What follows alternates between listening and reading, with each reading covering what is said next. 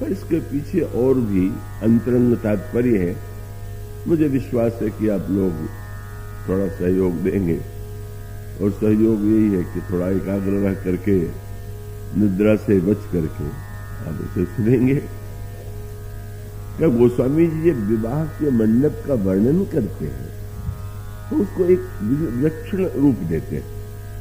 तो विवाह तो बड़ा ही हास्य का, विनोद का, रस का प्रसंग है, और गोस्वामी जी ने इसमें भी कोई संकोच नहीं किया। वे कहते भी हैं कि निवास हास विलास रस बस जन्म को फल सबल। तो उस समय सारे मिथिला में हंसी का वातावरण है, विनोद का वातावरण है। श्री राम से भी विनोद का वहां जनकपुर की लड़ाई करते हैं, वहां पर सारा वातावरण हास्य विनोद से भरा हुआ।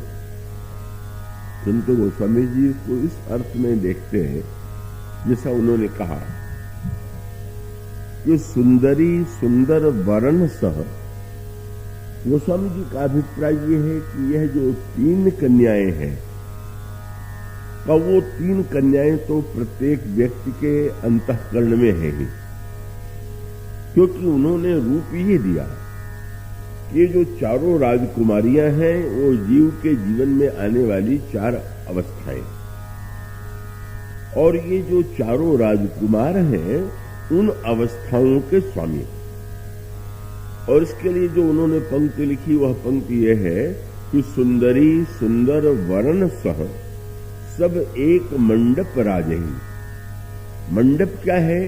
उन्होंने कहा जीव का जो हृदय है वही मंडप। और ये चारों कौन है? बोले जनु जीव उर चारु अवस्था विभुन सहित विराजे। जैसे जीव के अंतःकरण में चारों अवस्थाएं अपने विभुओं के साथ विद्यमान। अब आप इसको हम और आप अपने जीवन से मिला करके घटा करके देखें। 3 अवस्थाओं का अनुभव तो प्रत्येक दिन हम सबको हो रहा, और वो 3 अवस्थाएं हैं।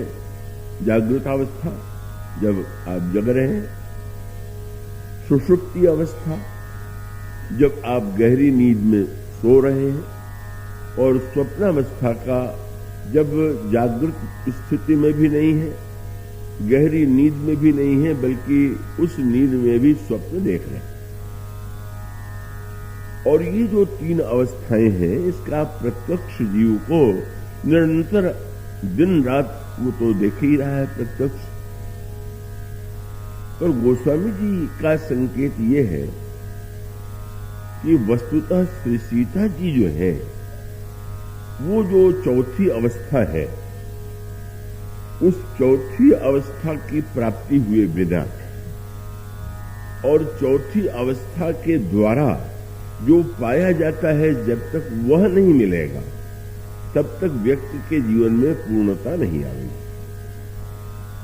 और वह चौथी अवस्था का उसको योग शास्त्र में महर्षि पातंजलि के ग्रंथ का जिन्होंने अध्ययन किया होगा, वो क्लिष्ट ग्रंथ है, सूत्र ग्रंथ है, पर उसमें बड़े विस्तार से वर्णन किया गया।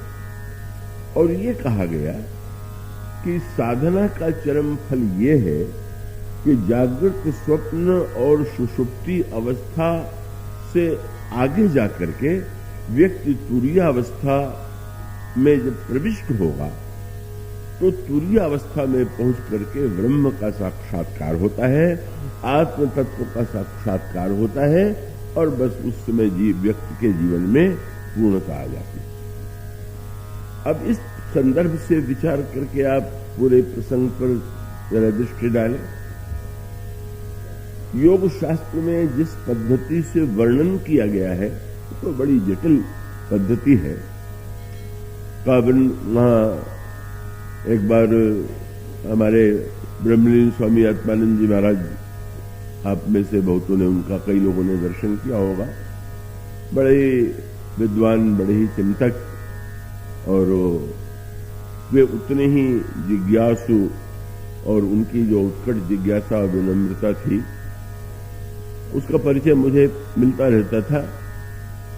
तो एक बार उन्होंने मुझसे प्रस्ताव किया कि 6 महीने तक रायपुर में लगातार प्रवचन हो जाए। तो मैंने कहा कि अब ये तो संभव नहीं है।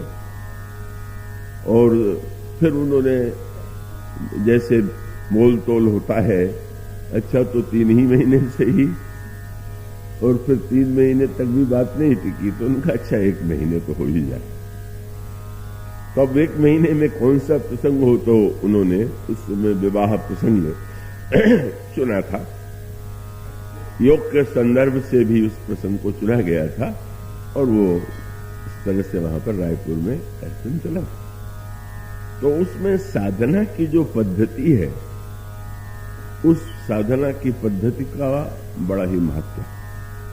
और इसका अभिप्राय कि तुरीयावस्था और तुरीयावस्था में ही ब्रह्म का साक्षात्कार होता है। और रामचरितमानस में भी आप पढ़ते हैं कि जब तक श्री सीता जी का आगमन नहीं हुआ, पहले महाराज श्री जनक ने सीता जी को पाया और सीता जी को पाने के बाद वहां पर श्री राम का आगमन हुआ। और जनक है महान योगी। आप पढ़ते ही हैं, जब जनक जी की वंदना गोस्वामी जी कहते हैं तो ये कहते हैं, प्रणव परिजन सहित विदेहु, जाहि राम पद गूढ़ सनेहु, जोग भोग मह राख्यो गोई। संसार में जो स्थूल दृष्टि वाले व्यक्ति थे उनको लगता था कि जनक जो है भोगी, क्योंकि राजा के रूप में बड़ा सुंदर सुंदर से सुंदर वस्त्र पहनते थे, आभूषण धारण करते थे, वह महल में रानियां हैं, सारे सुख का समारंभ है। तो ऐसा लगता था कि जैसे संसार में व्यक्ति राजा के पास बहुत भोग होते हैं, तो महाराज जनक भी एक श्रेष्ठ भोगी। पर जो उनके अंतरंग का उनके तत्व ज्ञान से परिचित थे, उनको ये प्रतीत होता था कि नहीं, ये तो योगी। तो गोस्वामी जी ने कहा कि योग और भोग का उसको उन्होंने एक यह रूप दिया कि जैसे आप कोई मंजूषा पेटी का ले लें तो आप देखेंगे कि उसमें 2 भाग होते हैं। एक भाग जिसे हम ढक्कन के रूप में देखते हैं और एक वह है जो नीचे वाला भाग। तो गोस्वामी जी ने कहा कि वस्तुतः महाराज जनक का जो अंतःकरण था वह तो एक मंजूषा थी, और उसके भोग और योग जो थे वो 2 भाग। मंजूषा पेटिका के ऊपर जो भाग होता है वही मुख्य रूप से सामने दिखाई देता है। बोले भोग जो है उसका ऊपर वाला भाग है और योग जो है वो उसके नीचे वाला भाग है।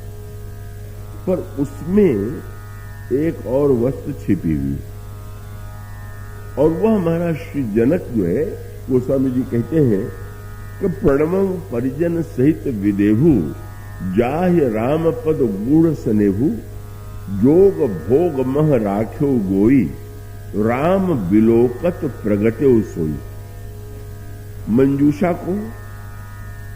मंजूषा के अंतराल में आप कोई वस्तु बंद करके रखे हुए हो और वो वस्तु बड़ी मूल्यवान हो, तो मूल्यवान वस्तु सबको तो नहीं दिखाई देती। कोई उपयुक्त पात्र आता है तो व्यक्ति उसके सामने खोल देता है। तो गोस्वामी जी ने कहा कि संसार ने या तो उन्हें योगी समझा अथवा भोगी समझा, पर उस योग और भोग के अंतराल में जो सत्य है वह तो तब प्रकट हुआ जब राम के रूप में उस पारखी का आगमन हुआ। राम बिलोकत प्रगट्यो सोई। जब श्री राम आए तो मानो मंजूषा खोल दी गई और उसमें दिव्य उस तत्व का साक्षात्कार हुआ।